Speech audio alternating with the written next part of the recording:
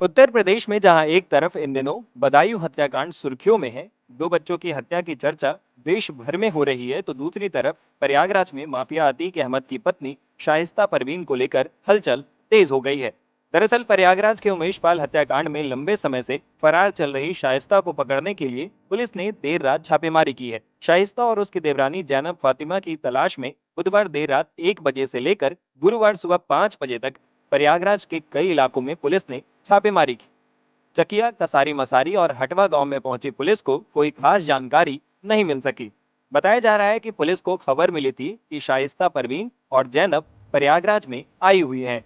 दरअसल गुरुवार को प्रयागराज कोर्ट में अतीक अहमद के दूसरे बेटे अली अहमद की पेशी थी। आशंका जताई गई थी कि बेटे से मिलने के लिए शाइस्ता और जैनब प्रयागराज आई हुई है, लेकिन घंटों तक चले सर्च ऑपरेशन के बावजूद पुलिस को शाइस्ता और जैनब के बारे में कोई पुख्ता जानकारी नहीं मिल सकी।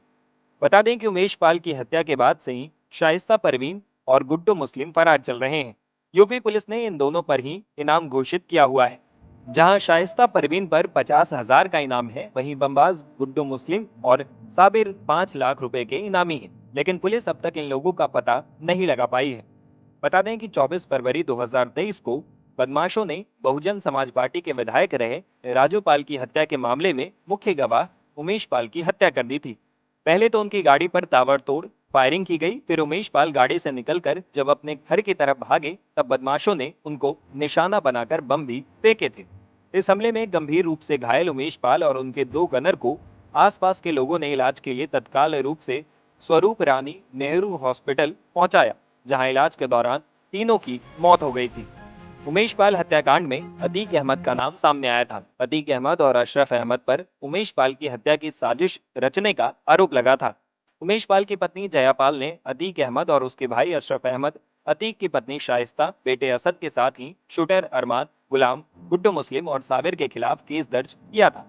इनमें से अतीक और अशरफ समेत 6 आरोपी मारे जा चुके हैं। शाइस्ता, गुड्डू मुस्लिम और अशरफ की बीबी जैनब समेत दूसरे आरोपी अब भी पुलिस की गिरफ्त से बाहर हैं। उधर उत्तर प्रदेश का बदायूं हत्याकांड भी इन दिनों सुर्खियों में। दरअसल 19 मार्च की शाम दो बच्चों की हत्या उनके ही घर में कर दी गई थी। आरोप है कि साजिद और जावेद अपनी नाई की दुकान के सामने विनोद सिंह के घर पर गए थे।